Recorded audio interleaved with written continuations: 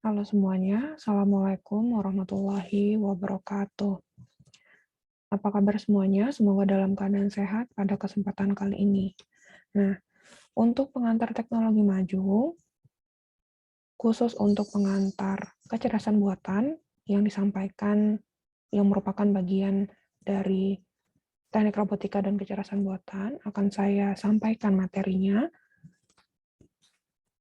Silakan Anda ikuti recording kuliah ini sampai habis, kemudian membaca materi sebelum di hari Jumat kita akan bertemu real time untuk membahas apa yang perlu Anda ketahui lebih lanjut dari materi yang sudah diberikan pada hari Kamis malamnya. Kira-kira begitu ya. Kita langsung mulai materi untuk pengantar kecerdasan buatan. Oke, semoga sudah terlihat. Oke, sebelum kita masuk ke materi untuk pengantar kecerdasan buatan, ini adalah bagian dari materi untuk teknik robotika dan kecerdasan buatan. Nama saya adalah Yutika Amelia Effendi, Eskom Mkom, atau biasa dipanggil Yutika. Saya dosen dari program studi teknik robotika dan kecerdasan buatan STMM UNER. Adapun capaian materi yang akan kita dapatkan setelah kita selesai membahas materi ini, yang pertama, mahasiswa mampu menjelaskan sejarah dan perkembangan kecerdasan buatan, mahasiswa menguasai konsep, definisi, dan contoh kecerdasan buatan, mahasiswa mampu menjelaskan perbandingan kecerdasan buatan dengan kecerdasan alamiah, serta keunggulan komputasi kecerdasan buatan. Mungkin beberapa dari Anda semua, mahasiswa, sudah mengetahui apa sih kecerdasan buatan itu, karena di masa pandemi, teknologi atau sistem atau aplikasi yang berbasis kecerdasan buatan itu sudah semakin banyak. Jadi akan kita lihat apa saja kecerdasan buatan, kemudian konsep, definisi, serta algoritma-algoritma yang biasanya digunakan pada kecerdasan buatan.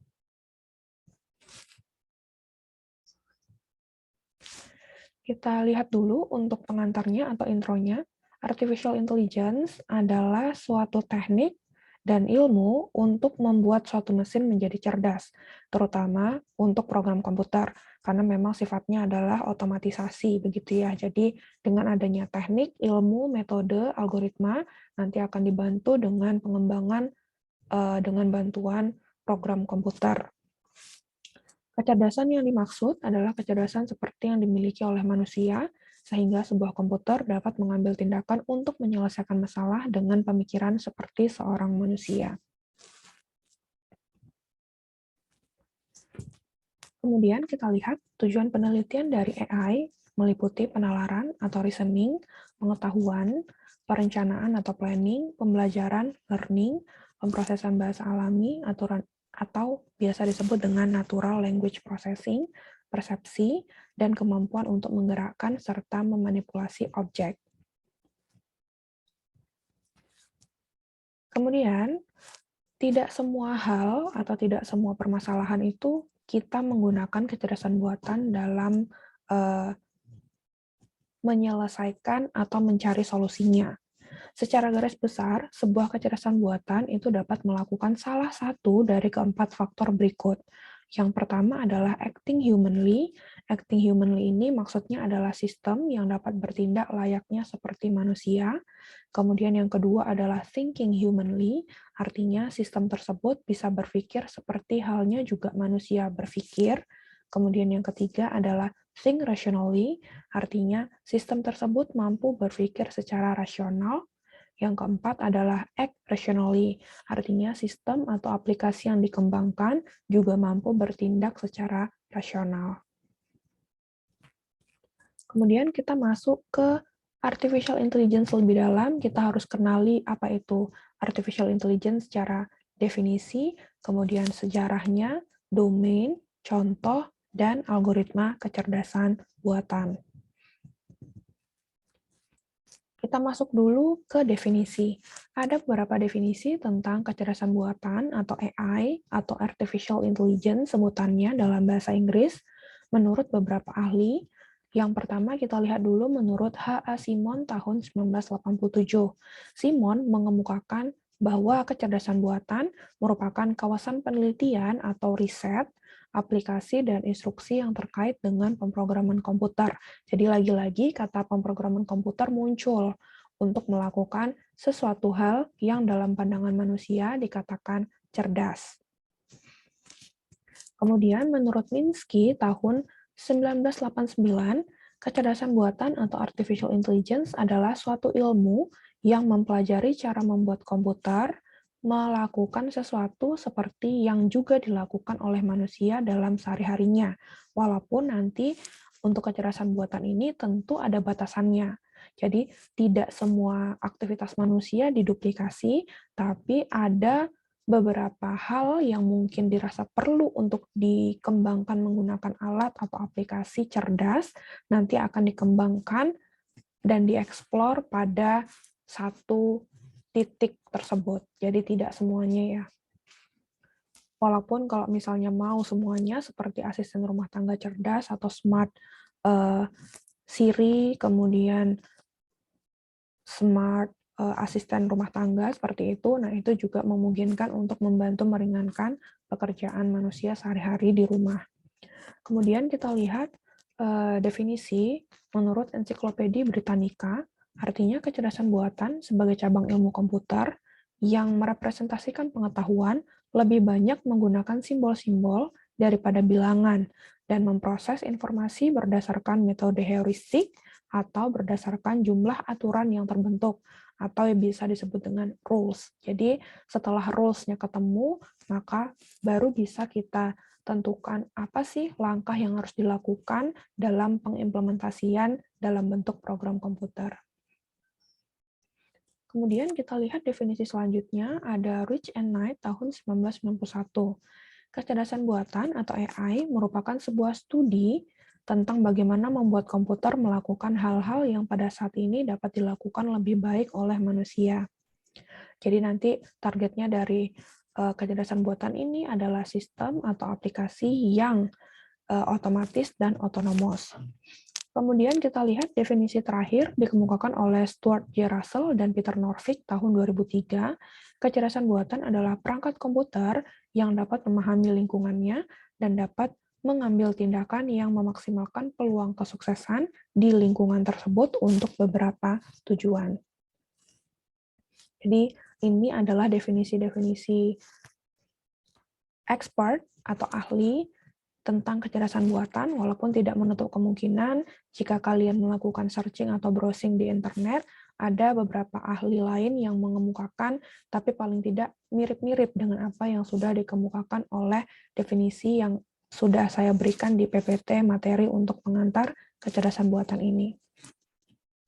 Kemudian kita lihat tujuan dari kecerdasan buatan dibagi menjadi 3, yaitu tujuan utamanya tentu membuat mesin menjadi lebih pintar, membuat aplikasi, membuat sistem, membuat robot menjadi lebih pintar. Kemudian tujuan ilmiah dari kecerdasan buatan adalah memahami apa sih kecerdasan itu. Jadi secara terminologi, kemudian secara aplikatif, secara implementatif, apa itu kecerdasan yang akan direplika ke dalam sebuah mesin. Kemudian tujuan entrepreneurial dari kecerdasan buatan itu tentu setelah aplikasi sistem project dikembangkan dengan AI, tentu harus ada manfaat dan nilai jualnya. Di pasaran mungkin dijual ya, dikomersialisasikan, kemudian banyak penggunanya, dan nanti si developer atau perusahaan tersebut akan mendapatkan keuntungan. Kemudian kita lihat AI dalam berbagai perspektif. Kita lihat dari perspektif yang pertama, yaitu perspektif kecerdasan atau intelligence. AI adalah bagaimana membuat mesin yang cerdas dapat melakukan hal-hal yang sebelumnya juga dapat dilakukan oleh manusia. Jadi mereplika sebagian action dan juga cara berpikir dan menyelesaikan masalahnya manusia. Kemudian kita lihat dari perspektif bisnis. Apa sih AI dari perspektif bisnis? AI adalah sekelompok alat bantu atau tools yang berdaya guna atau bermanfaat, bisa dimanfaatkan, dan metodologi yang menggunakan tools-tools tersebut guna untuk menyelesaikan masalah-masalah bisnis. Contohnya, melakukan forecasting, apa sih yang akan diminati oleh masyarakat Indonesia dalam setahun ke depan, atau bagaimana sih nilai jual atau minat fashion atau teknologi masyarakat Indonesia saat ini, apa yang lebih digemari masyarakat Indonesia saat ini di e-commerce, dan lain-lain. Sehingga yang kita lihat dari segi bisnis, dengan menggunakan AI, itu sekarang sudah masif juga ya digunakan. Kemudian kita lihat AI dari perspektif pemrograman atau programming. Ini adalah core-nya. Jadi ketika kita ingin mengembangkan aplikasi kecerdasan buatan, pasti ada pemrograman komputernya. AI di dalamnya adalah termasuk studi tentang pemrograman simbolik, pemecahan masalah atau problem solving, dan proses pencarian atau search. Umumnya, program AI akan lebih fokus pada simbol-simbol daripada pemrosesan numerik. Pemrosesan numerik itu termasuk pemrosesan huruf, kata, angka, untuk merepresentasikan objek, proses, dan hubungan antar objek dan proses tersebut. Kemudian, pemecahan masalah untuk mencapai tujuan dari initial step-nya. Kemudian, search juga menggunakan beberapa teknik. Salah satunya ada blind search, kemudian heuristic search, dan search pada game.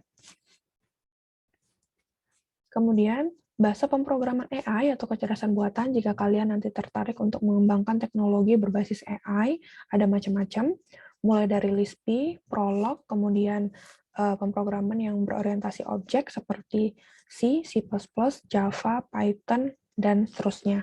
Karena sekarang teknologi juga semakin berkembang, tidak hanya terbatas pada bahasa-bahasa pemrograman yang di-list pada PPT yang saya berikan. Kemudian kita melihat AI dari perspektif penelitian atau research. Research tentang AI itu pertama kali mulai pada tahun awal 1960-an. Percobaan pertama untuk AI ini adalah membuat program permainan atau game, yaitu catur atau chess, untuk membuktikan teori dan general problem solving untuk tugas-tugas manusia sederhana sehari-hari.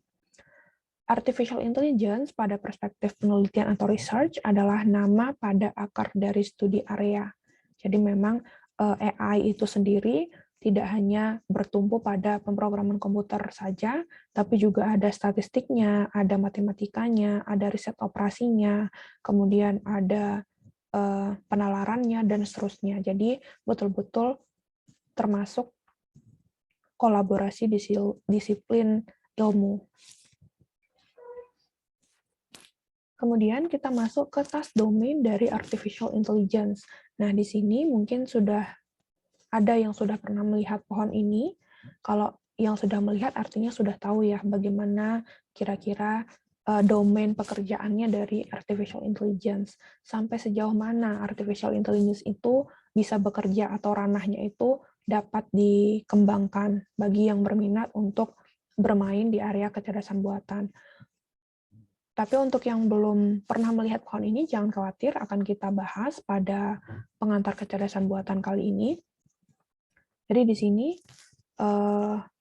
ada teorem proving, game playing, general problem solving. Ini adalah ini ya, AI dari perspektif research pertama kali tahun 1960-an. Kemudian terciptalah artificial intelligence sebagai batang pohonnya. Kemudian ada cabang pohon, ranting-rantingnya itu ada formal task, mundane task, dan expert task. Jadi artificial intelligence ini bisa menyelesaikan formal task yang terdiri dari mathematics dan games atau permainan. Kemudian mundane task ini ada perception, robotics, common sense reasoning, dan natural language. Kemudian yang ketiga ada expert task, financial analysis, engineering, medical diagnosis, dan scientific analysis. Jadi di seputar ini, artificial intelligence itu diterapkan, bermanfaat, dan berguna. Kemudian ini juga sama, di sini saya jelaskan, jadi untuk mundane task, contohnya ada vision, speech, kemudian untuk natural language ada understanding, generation, dan translation.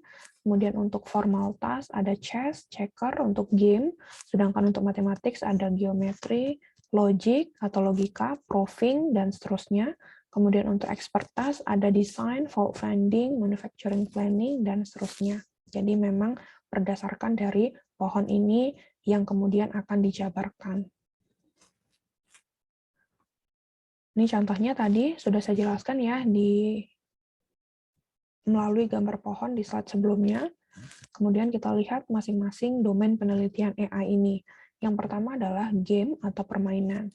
Kebanyakan permainan dilakukan dengan menggunakan sekumpulan aturan. Jadi tidak pernah ada permainan itu tidak ada aturannya. Bagaimana kondisi menangnya, bagaimana kondisi kalahnya, itu harus ada dulu. Makanya untuk menentukan kondisi menang dan kondisi kalah, tentu ada aturan-aturan yang diterapkan. Ini, kalau seperti ini, artinya dapat poin 1. Kalau seperti ini, tidak dapat poin, atau 0, misalnya seperti itu. Kemudian, dalam permainan digunakan apa yang disebut dengan pencarian ruang. Kemudian, teknik untuk menentukan alternatif dalam menyimak problema ruang merupakan sesuatu yang cukup rumit. Maka dibantu dengan teknik searching yang heuristik. Kemudian kita lihat untuk natural language. Nah, natural language di sini mungkin sudah pernah ya melihat ada penelitian untuk mendeteksi hoax, itu termasuk penelitian AI di bidang natural language. Kemudian ada penelitian yang mungkin dari kata-kata atau caption media sosial kalian, itu kita bisa tahu kalian itu sedang sedih, sedang marah, sedang gembira, dan seterusnya. Itu juga merupakan aplikasi AI yang menggunakan natural language. Artinya, suatu teknologi yang memberikan kemampuan kepada komputer untuk memahami bahasa manusia, sehingga pengguna komputer dapat berkomunikasi dengan komputer dengan menggunakan bahasa sehari-hari, lebih ke ranah linguistik atau bahasa. Baik itu bahasa Indonesia, baik itu bahasa Inggris, bahasa Mandarin, dan seterusnya. Kemudian kita masuk ke domain penelitian AI untuk robotik dan sistem sensor. Sistem sensor seperti sistem vision, sistem tactile, dan sistem pemrosesan sinyal, jika dikombinasikan dengan kecerdasan buatan, dapat dikategorikan ke dalam suatu sistem yang luas yang disebut dengan sistem robotik atau teknologi robotika. Jadi teknologi robotika sendiri juga merupakan multidisiplin ilmu. Kemudian kita lihat selanjutnya domain penelitian AI ada yang namanya expert system atau sistem pakar. Artinya, program penasehat berbasis komputer yang mencoba meniru proses berpikir dan pengetahuan dari seorang pakar dalam menyelesaikan masalah-masalah yang cukup spesifik. Kemudian kita masuk ke konsep dan definisi dalam ruang lingkup artificial intelligence atau kecerdasan buatan. Yang pertama adalah Turing test. Turing test ini sangat populer di kecerdasan buatan karena termasuk salah satu metode untuk menguji kecerdasan buatan tersebut. Turing test dikemukakan oleh Alan Turing pertama kali. Sesuai dengan namanya, dia mengemukakan sebuah metode pengujian disebut dengan Turing test. Proses Turing test ini melibatkan seorang penanya atau manusia dan dua objek yang ditanyai. Yang satu adalah manusia dan satunya lagi adalah mesin. Jadi dua objek ini, satunya manusia, satunya mesin. Kemudian penanya tidak bisa melihat langsung kepada objek yang ditanyai. Jadi mungkin berbeda ruangan diletakkan atau ada sekat seperti itu. Kemudian penanya diminta untuk membedakan mana jawaban komputer dan mana jawaban manusia berdasarkan respon dari kedua objek tersebut. Tadi ingat objeknya ada satunya manusia, satunya mesin. Jika si penanya, si manusia yang bertugas sebagai penanya tadi, tidak dapat membedakan mana jawaban mesin dan mana jawaban manusia, maka Alan Turing tadi berpendapat bahwa mesin yang diuji tersebut sudah cerdas. Jadi sistem mesin aplikasi tersebut sudah cerdas. Kemudian kita lihat konsep dan definisi lain dalam ruang lingkup AI ada yang namanya pemrosesan simbolik. Komputer semula itu didesain untuk memproses bilangan atau angka-angka. Istilahnya adalah pemrosesan numerik. Sementara manusia dalam berpikir dan menyelesaikan masalah lebih bersifat simbolik, tidak didasarkan pada sejumlah rumus atau melakukan komputasi matematis dengan menggunakan berbagai macam formula atau equation. Sifat penting dari AI adalah AI merupakan bagian dari ilmu komputer yang memerlukan proses secara simbolik dan non-algoritmik dalam menyelesaikan masalah. Jadi, penggabungan antara numerik dan simbolik itulah yang diharapkan dari pemrosesan komputer di bidang kecerdasan buatan. Kemudian kita lihat ada yang namanya heuristik pada konsep dan definisi ruang lingkup AI. Heuristik artinya menemukan, berasal dari bahasa Yunani. Artinya ketika kita menggunakan metode yang sifatnya heuristik, artinya adalah suatu metode atau strategi untuk melakukan proses pencarian atau search ruang problem secara selektif yang memandu proses pencarian yang kita lakukan di sepanjang jalur yang tersedia untuk yang kira-kira kemungkinan suksesnya yang paling besar itu yang mana dari serangkaian yang sudah disediakan tadi. Kemudian, konsep dan definisi lain dalam ruang lingkup AI adalah penarikan kesimpulan atau inferencing. Artinya dari fakta-fakta yang ada, dari pernyataan-pernyataan yang ada, bagaimana cara kita menarik kesimpulan atau inferensi, itu juga difasilitasi oleh kecerdasan buatan. AI mencoba membuat mesin memiliki kemampuan berpikir atau mempertimbangkan, yang disebut dengan istilahnya adalah reasoning. Kemampuan berpikir atau reasoning termasuk di dalamnya proses penarikan kesimpulan atau inferencing berdasarkan fakta-fakta dan aturan dengan menggunakan metode heuristik atau metode search yang lainnya. Bisa breadth first search atau BFS, depth first search atau DFS, hill climbing, ASTAR, kemudian ada UCS, dan lain-lain. Jadi banyak sekali bagaimana caranya kecerdasan buatan itu melakukan proses searching-nya. Kemudian untuk definisi dalam ruang lingkup AI yang lain, ada yang disebut dengan pencocokan pola atau pattern machine. Pattern matching. AI bekerja dengan metode pencocokan pola atau pattern matching yang berusaha untuk menjelaskan objek, kejadian atau event, ataupun proses dalam hubungan logik ataupun komputasional. Nah, untuk pencocokan pola ini, jadi ada gambar sebagai inputan, kemudian dicocokkan apakah pola yang dimaksud seperti itu, akurasinya berapa, dan seterusnya. Jadi, banyak sekali ya maksud pola di sini. Jadi, pattern matching, kemudian ada juga yang disebut dengan image processing, itu juga menggunakan teknik atau metodologi yang berhubungan dengan kecerdasan buatan. Kemudian selanjutnya kita akan masuk kepada perbandingan kecerdasan buatan dengan kecerdasan alamiah.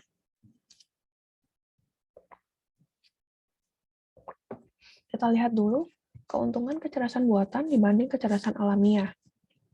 Apa sih keuntungan kecerdasan buatan? Yang pertama, lebih permanen. Jelas, sekalinya di-develop atau dikembangkan, tentu dapat digunakan 5 tahun, 10 tahun, 15, asalkan rajin untuk memaintenance dan memodifikasi, meningkatkan fitur-fitur, dan sebagainya. Kemudian, yang kedua, memberikan kemudahan dalam duplikasi dan penyebaran. Ini kaitannya dengan duplikasi, kemudian license, kemudian komersialisasi, kemudian yang ketiga adalah relatif lebih murah dari kecerdasan alamiah. Jelas ya, kita beli aplikasi, kita buat aplikasi, itu biayanya akan lebih murah daripada kita menjual otak kita. Make sense ya. Kemudian konsisten dan teliti, karena memang pekerjaannya didesain untuk membantu pekerjaan X, maka akan berapapun inputan atau masukan yang diberikan akan dapat diselesaikan dengan baik dan cepat. Kemudian dapat didokumentasikan jelas ketika kita ingin mendokumentasikannya dalam bentuk apapun, bisa didokumentasikan. Kemudian kecerdasan buatan dapat mengerjakan beberapa task atau tugas yang di-assign ke sistem atau aplikasi tersebut lebih cepat dan lebih baik dibanding manusia. Jadi misalkan ketika kita diminta untuk menghitung berlembar-lembar spreadsheet, untuk kecerdasan buatan mungkin hanya butuh 5 menit, sedangkan manusia jika diminta untuk mengerjakan manual mungkin butuh sampai 1 bulan, misalnya seperti itu. Kemudian kita lihat keuntungan kecerdasan alamiah dibanding kecerdasan buatan. Yang pertama tentu bersifat lebih kreatif. Kreativitas manusia, kreativitas yang diberikan oleh otak manusia itu, yang digenerate oleh otak manusia itu yang timbul akibat banyaknya pengalaman sebelumnya yang diperoleh oleh manusia tersebut, itu tidak sebanding dengan apapun jika dikembangkan dengan kecerdasan buatan. Makanya yang pertama ini kecerdasan alamiah itu kreativitasnya tidak tertandingi. Kemudian yang kedua, dapat melakukan proses pembelajaran secara langsung, sementara untuk kecerdasan buatan harus mendapatkan masukan, inputan, berupa simbol dan representasi. Kemudian, yang ketiga, fokus yang luas sebagai referensi untuk pengambilan keputusan atau decision making. Sebaliknya, kalau kita mengacu kepada kecerdasan buatan, itu akan menggunakan fokus yang sempit. Karena kecerdasan buatan itu, kalau misalnya tidak diberikan learning pada scope tersebut, maka tidak bisa tiba-tiba muncul scope tersebut dan kemudian diketahui oleh aplikasi berbasis AI tersebut. Beda dengan kecerdasan alamiah. Misalnya kecerdasan alamiah dalam mengambil keputusan, mempertimbangkan hak asasi manusia, mempertimbangkan mungkin suku, ras, agama, dan sebagainya. Sedangkan kalau kecerdasan buatan tidak diberikan informasi ras, suku, agama, dan sebagainya itu, maka tidak akan mempertimbangkan. Jadi betul-betul berdasarkan data yang masuk, data yang diolah dengan menggunakan sistem kecerdasan buatan tersebut. Nah, di sini ada catatan yang penting yang harus diingat. Komputer itu dapat digunakan untuk mengumpulkan informasi tentang objek, kegiatan atau events, proses, dan dapat memproses sejumlah besar informasi dengan lebih efisien dari yang dapat dikerjakan manusia. Tetapi di sisi lain, manusia dengan menggunakan insting, dengan menggunakan kreativitas, dapat melakukan hal yang sulit untuk diprogram pada komputer, yaitu manusia bisa mengenali atau recognize hubungan di antara hal-hal tersebut, menilai kualitas, dan menemukan pola yang menjelaskan hubungan tersebut, walaupun permasalahan itu baru diberikan pada detik itu. Jadi itu keunggulan dari kecerdasan alamiah dibanding kecerdasan buatan. Kemudian kita lihat perbandingan komputasi AI dengan proses komputasi konvensional. Bagaimana komputer melakukan pemrosesan data untuk yang konvensional. Yang pertama kita lihat contohnya kalkulasi yang dikerjakan oleh komputer dengan komputasi konvensional, mengerjakan operasi matematis, kabataku, kemudian logika penyimpanan ada AND, OR, atau invert, menyimpan data dan gambar pada file, kemudian kontrol memberikan perintah atau mengendalikan peralatan di luar. Ini kira-kira bagaimana caranya komputer konvensional itu memproses data. Kemudian kita lihat perbandingan kecerdasan buatan dengan pemrograman yang konvensional. Banyak sekali ya dimensinya atau apa yang menjadi pembeda. Contohnya adalah processing, AI itu menggunakan simbolik, konvensional menggunakan algoritmik. Kemudian input kecerdasan buatan itu tidak harus lengkap inputannya, sedangkan untuk yang pemrograman konvensional itu inputannya harus lengkap sebelum bisa diproses oleh aplikasi atau sistemnya. Kemudian dari segi search untuk kecerdasan buatan yaitu menggunakan heuristik, sedangkan untuk pemrograman konvensional ini menggunakan algoritmik. Begitu juga dengan output, tidak harus lengkap, konvensional itu harus tepat dan lengkap. Dan seterusnya, sampai dengan kemampuan pemikiran. AI terbatas, tetapi dapat dikembangkan lebih lanjut dengan adanya berbagai versi dari 1.0, 1.1, 2.0, 2.1, dan seterusnya. Pemrograman konvensional itu kemampuan pemikirannya tidak ada, karena memang hanya mengolah data sederhana. kita masuk ke contoh kecerdasan buatan. Contoh kecerdasan buatan yang paling populer di dunia ini, dari Indonesia maupun di luar negeri, pasti tahu Siri.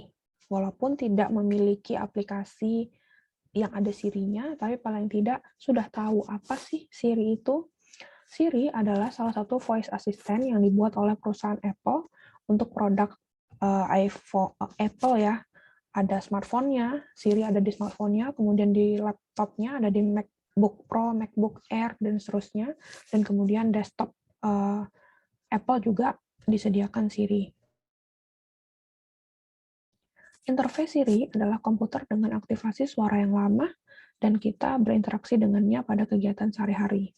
Siri dapat membantu untuk mencari informasi, memberikan arahan, membuat penjadwalan, mengirim pesan, memutar lagu, dan seterusnya. Jadi masih banyak sekali yang bisa dilakukan oleh Siri.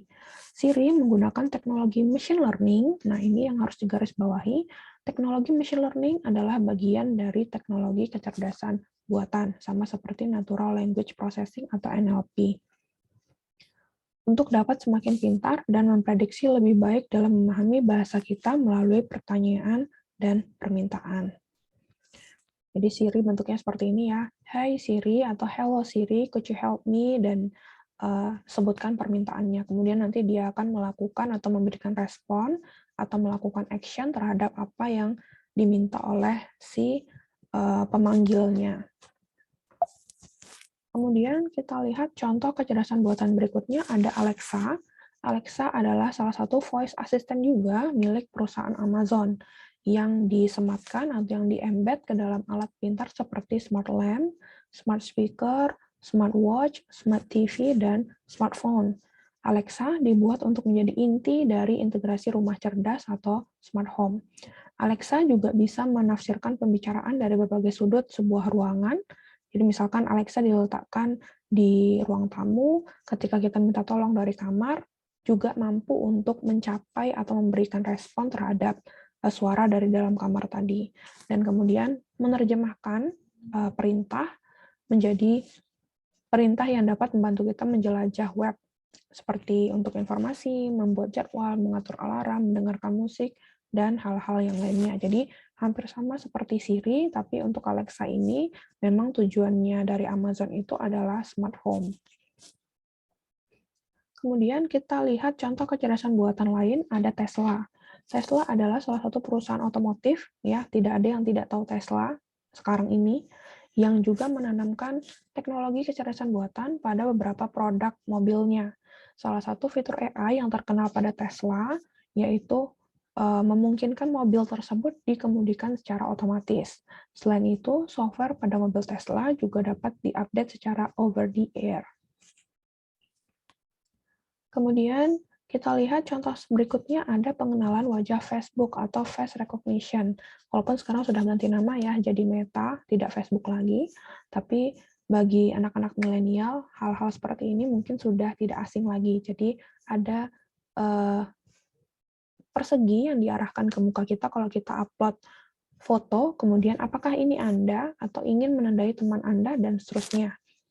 Facebook menggunakan 9 lapisan dalam jaringan saraf atau neural network dengan lebih dari 120 juta parameter untuk menandai orang dalam foto secara otomatis. Jaringan saraf dilatih atau di-training dengan menggunakan lebih dari 4 juta data gambar wajah dan sudah memiliki tingkat akurasi sekitar 97%. Jadi sudah hampir perfect ya, 100% untuk akurasi dari face recognition-nya punyanya Facebook atau Meta. Kemudian kita masuk ke yang terakhir, yaitu algoritma kecerdasan buatan. Algoritma kecerdasan buatan, di sini sebetulnya ada banyak sekali algoritma kecerdasan buatan, tergantung dari permasalahan, tergantung dari sasaran atau goal yang ingin kita capai terhadap permasalahan tersebut. Tidak akan saya bahas detail pada pertemuan pengantar kecerdasan buatan ini, karena sudah masuk ranahnya untuk materi mendalam dari kecerdasan buatan. Jadi di sini sifatnya saya hanya menjelaskan apa saja sih sebetulnya algoritma kecerdasan buatan. Oh, ternyata ini tuh termasuk algoritma. Nah, itu yang menjadi target pada materi perkuliahan pada pengantar kecerdasan buatan ini. Contoh dari algoritma kecerdasan buatan ada beberapa, contohnya ada neural network atau jaringan saraf tiruan, kemudian ada genetic algorithm atau algoritma genetika, kemudian ada A-star searching, nah ini untuk mencari optimum search, kemudian ada support vector machine atau SVM, kemudian ada algoritma alpha beta pruning, dan algoritma min-max untuk game atau permainan catur, tic-tac-toe, dan lain-lain. Ini perbedaan untuk algoritma kecerdasan buatan. Jadi tadi sudah saya singgung, machine learning adalah bagian dari kecerdasan buatan. Ada algoritmanya juga yang dibagi menjadi supervised learning dan unsupervised learning.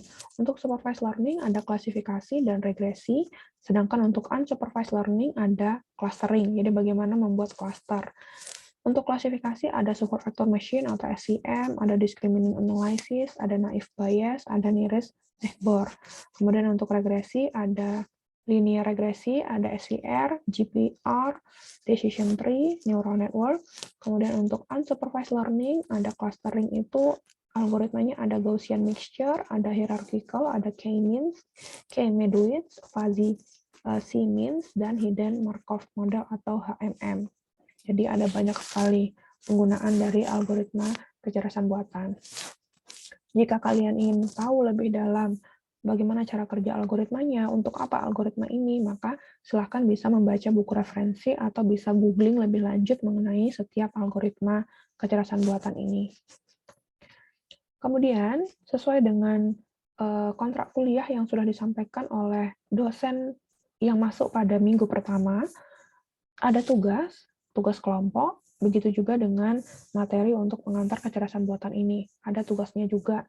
Soalnya, ada satu soal buat poster, tentu apa yang akan diisi pada poster tersebut, pemanfaatan teknologi AI dengan jumlah minimal 5 produk, dan cantumkan algoritma AI yang digunakan pada teknologi tersebut, serta tuliskan imajinasi rancangan teknologi AI kalian di masa depan yang ingin kalian kembangkan. Jadi, kalau kalian punya ide mau mengembangkan teknologi AI apa, bisa dituliskan di posternya. Kemudian, jangan lupa tuliskan nama dan NIM anggota kelompok, berikan logo FTMM dan UNER, untuk desainnya bebas, sama seperti tugas-tugas sebelumnya. Kira-kira itu ya tugasnya.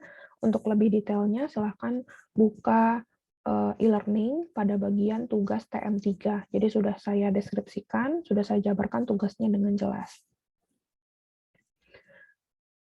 Itu yang bisa saya sampaikan seputar pengantar kecerdasan buatan. Intinya adalah pengantar kecerdasan buatan membahas definisi, konsep, contoh, dan